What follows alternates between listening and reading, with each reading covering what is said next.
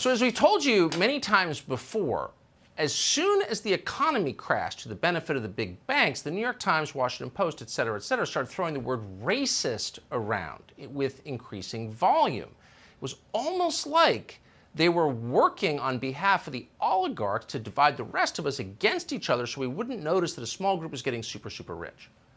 Almost nobody in journalism ever mentions this. Batya Ungar-Sargon is one of the few who does. She just went on CNN over the weekend. I feel a little guilty playing a clip from a rival network, but this is just too good to miss. Here's how it went.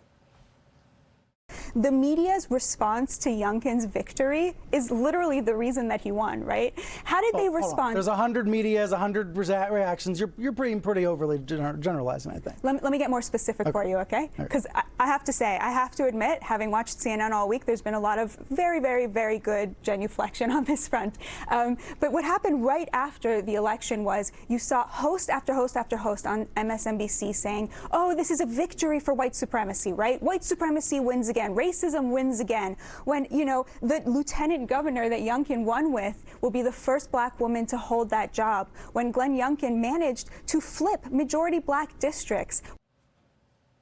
Batya Ungar-Sargon is the deputy opinion editor at Newsweek, also author of the new book, Bad News, How Woke Media is Undermining Democracy. She joins us tonight. Batya, thanks so much for coming on. I'm sorry to embarrass you with that clip. It was just too amusing. Tucker, thank you so much for having me. Oh, of course. So you say it's undermining democracy. What I think is interesting about your take on it is you take it to, I think, a deeper level. It's more than just annoying. There's a purpose to all this. What do you think the purpose is? Well, I think you really nailed it in your opening, Tucker. You know, you started out by saying that we have this deep class divide in America that separates the people who are really feeling, you know, the inflation at the gas pump from the people who live in, you know, coastal cities who maybe don't drive, maybe they take Ubers, yes, maybe they take the subway. And the history of journalism in the 20th century in America is the history of a class of people moving from one of those classes to the other, right? Journalism used to be a working class trade, and throughout the 20th century, journalists became part of the American elites. And as they did so, they abandoned the working class of all races. And what we're seeing now with woke media is just the latest stage of that abandonment. I mean, I've seen it up close. I think you're exactly right. The composition of newsrooms is completely different. But that's a perversion of the core mission of journalism. We always heard when I was 30 years ago when I started, you know, it's to afflict the comfortable and comfort the afflicted, to hold the powerful to account, you know what I mean, be the eyes and ears of your readers and viewers. Like, it does seem like they're a Praetorian guard for the billionaire class. I'm sorry to overstate it, but it feels that way. Yeah, you really see a lot of class solidarity right now among liberal elites. And I'm saying this as a lefty, Tucker. I'm coming at this from the left and feeling like, how did we abandon the working class, again, of all races? How did we become the side that comforts the comfortable and afflicts the afflicted? So where does this go? I mean, we need a working media. We need a media people trust. It's an essential ingredient in democracy. I think everyone agrees with that. No one trusts the media anymore. So what's the next phase in this evolution, do you think?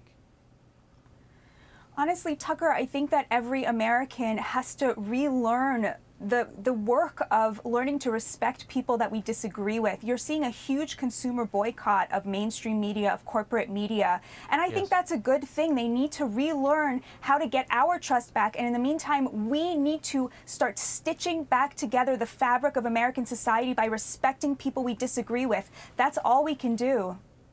I just have to ask, since you are on the left, and I think you're articulating traditional left-wing concerns about economics, what do people on your side think of what you're saying right now?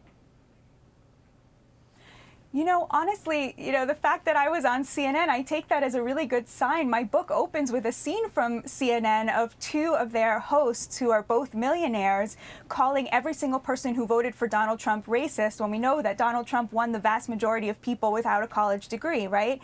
And to me, that was this primal scene of these people who had won by every metric, sneering and smearing the people who had lost, right? And so I think it's a really good sign that CNN had me on to talk about my work. God, I could not have put it as well as you just did. I appreciate your coming on tonight. Batya Ungar-Sargon, thank you very much. Thank you, Tucker. Hey, Sean Hannity here. Hey, click here to subscribe to Fox News YouTube page and catch our hottest interviews and most compelling analysis. You will not get it anywhere else.